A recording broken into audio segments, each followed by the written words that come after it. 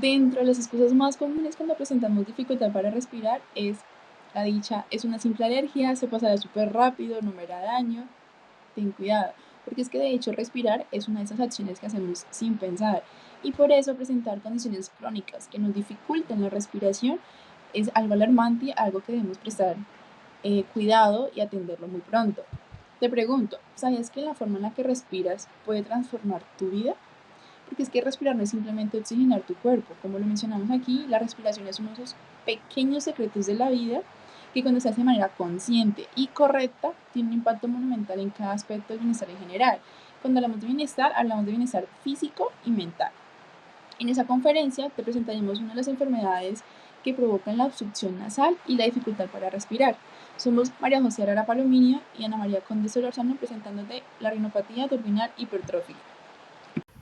Ahora vamos a dar la definición de rinopatía turbinal hipertrófica. Como podemos observar, la tenemos dividida en tres, por tres colorcitos. Primero, rinopatía hace referencia a la afección que, pues como su nombre dice, rino pues se presenta en la nariz.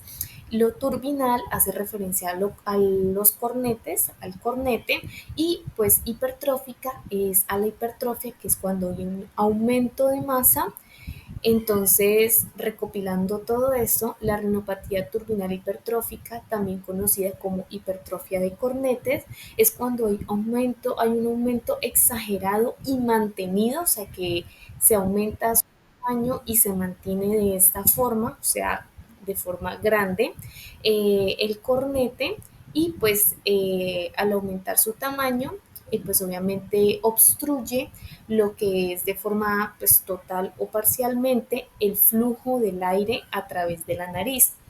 Esta hipertrofia se produce frecuentemente por lo que es alergia.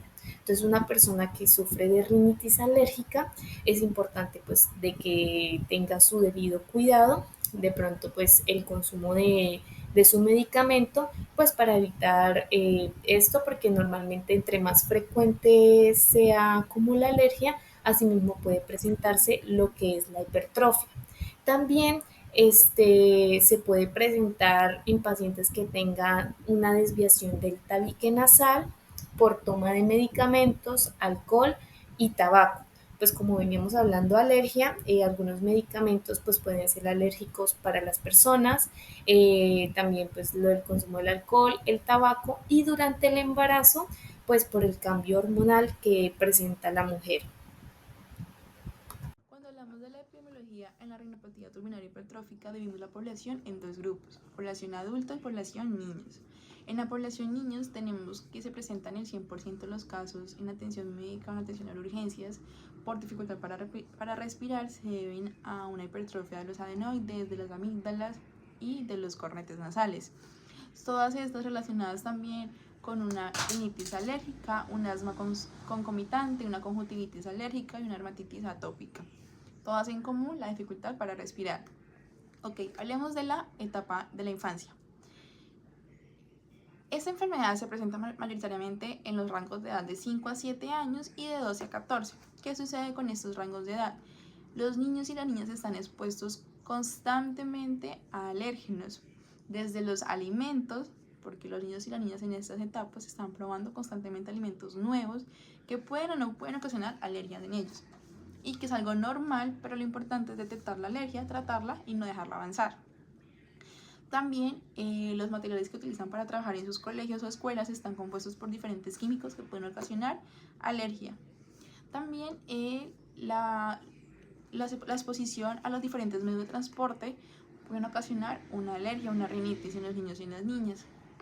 Y las sustancias que inhalan por estar expuestos a diferentes contextos también ocasionan alergias o rinitis en los niños y en las niñas. Es muy difícil detectar la enfermedad en concreto porque los síntomas son muy variados y el niño o la niña se le puede dificultar expresar cómo se siente detenidamente. Pero uno de los síntomas más comunes son el sueño inquieto, es decir, el niño o la niña no puede conciliar el sueño, se le dificulta, o si lo concilia dura muy poco, porque se genera una presión constante en la parte frontal de su cabeza que le dificulta dormir.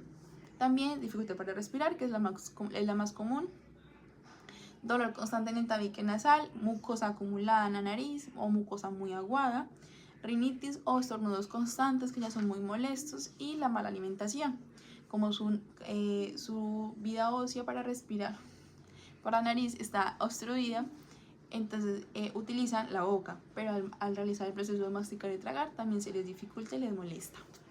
En la población adultos tenemos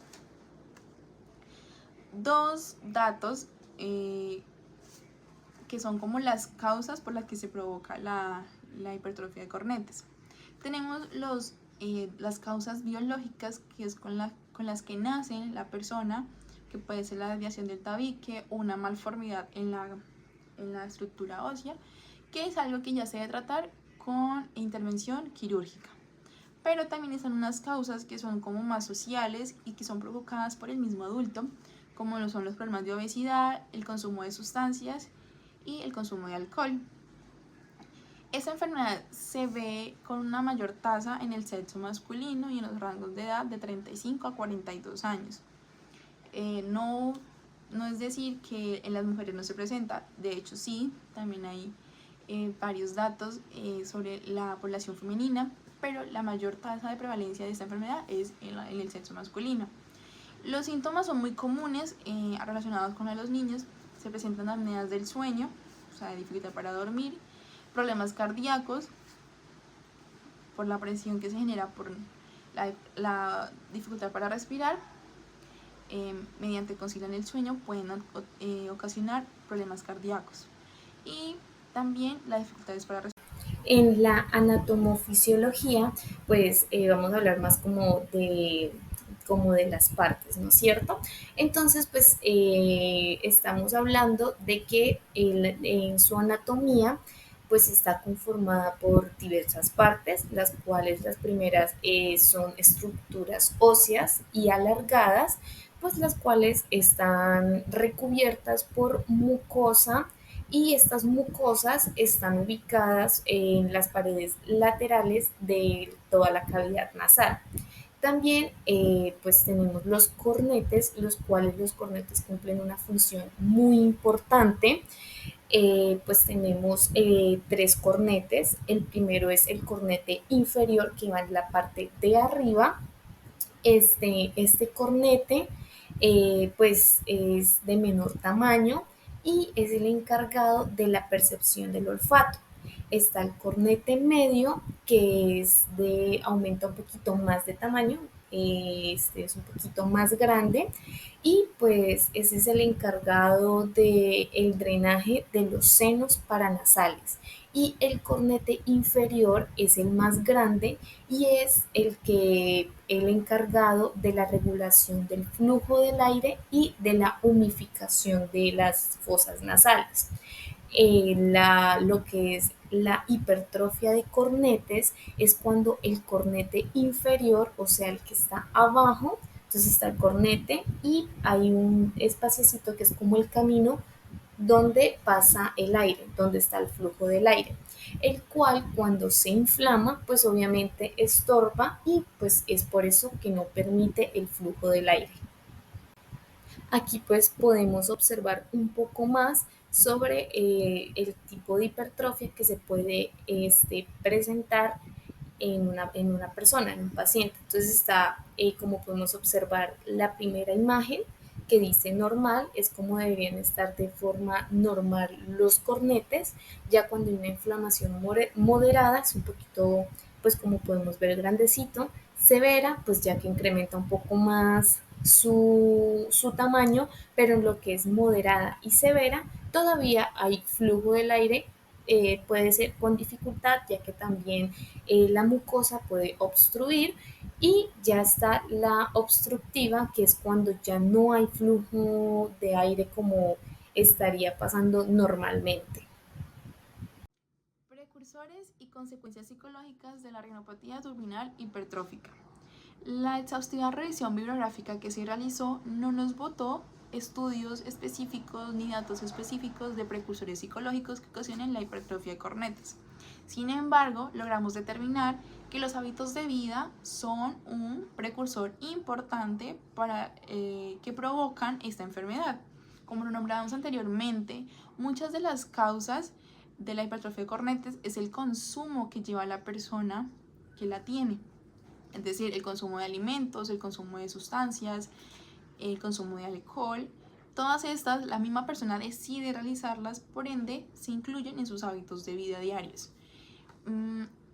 ¿Qué sucede con esos hábitos de vida? Son muy variados, por ende no se puede tener un dato específico, porque depende del contexto de la persona, el contexto de su trabajo, de sus actividades diarias, actividades físicas, el contexto en donde viven, que los rodean, qué medios de transporte utilizan para movilizarse. Por ende, no hay un dato específico. Sin embargo, estos hábitos de vida desligan dos cuadros psicológicos muy importantes, que son el estrés emocional y la ansiedad, que estos sí sería como un precursor psicológico no directo, pero que sí se genera por los hábitos de vida de la persona que tiene la enfermedad. Como consecuencias psicológicas sí encontramos diferentes consecuencias, como la depresión, la ansiedad, cuadros de obsesión, sensibilidad interpersonal, apneas del sueño, somatización, por la presión que se genera por la dificultad para respirar, puede generar diferentes dolores físicos como de cabeza, oído, en su laringe, y que pueden ser molestos para la persona que lleva la enfermedad. La hostilidad, por ende, estas consecuencias psicológicas se pueden generar por la enfermedad de hipertrofia de cornetes, pero que pueden ser tratados con diferentes terapias o técnicas psicológicas clínicas. En este apartado de intervenciones psicológicas, escogimos la terapia cognitivo-conductual.